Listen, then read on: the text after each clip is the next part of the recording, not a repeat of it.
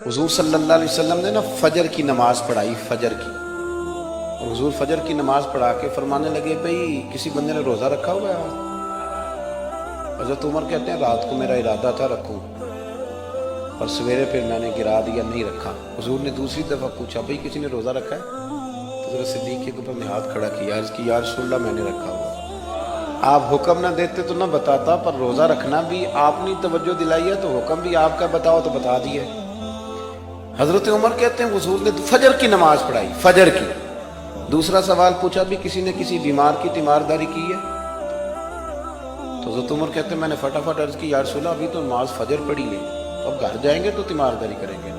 تو حضور نے فرمایا عمر تو ذرا ٹھہر جانا، جلدی نہ کر، اور ٹھہر نہ، ذرا روک تو صحیح۔ تو حضرت عمر فاروق رضی اللہ تعالیٰ عنہ فرماتے ہیں میں چپ کر گیا۔ حضور نے فرمایا بتاؤ بھی کسی نے تیمارداری کی ہے؟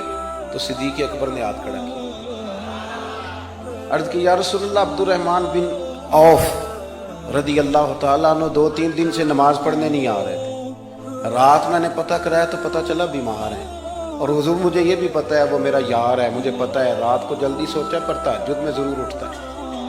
تو حضور میں بھی ذرا فجر کا وقت جلدی اٹھا ہوں تو فجر میں آنے سے پہلے عبد الرحمن ابن عوف کی تیمارداری کر کے آیا۔ حضرت عمر کہتے ہیں میں نہ ہلکا ہلکا ڈھیلا پڑ گیا۔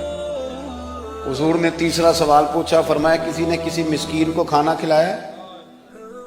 کھانا کھلایا ہے کسی مسکین کو؟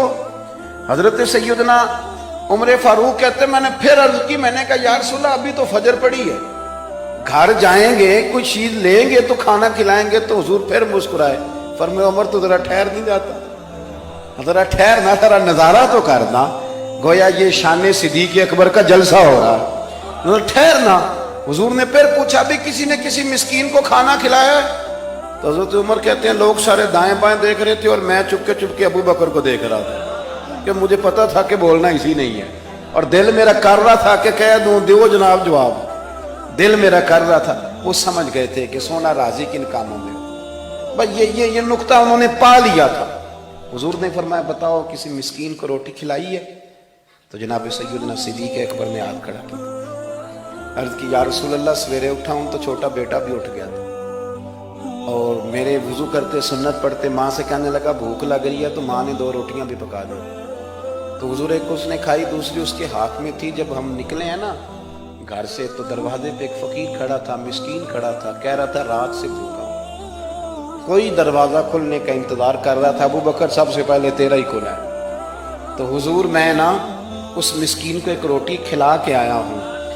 حضرت عمر فاروق کہتے ہیں میں نے گردن جھکا لی، اور میرے رسول کریم نے فرمایا اے اللہ میرے ابو بکر پہ رحم فرما، اللہ میرے ابو بکر۔ وہ سمجھ گئے تھے، مزاج شناست سمجھ آ گئی تھی کہ حضور کن باتوں میں، اور نا اپنے اوپر وہ سارا کچھ طاری کر لیا تھا انہوں نے، طاری، ان کی ادائیں بالکل ڈھل گئی تھی نبی پاک کی ادائیں۔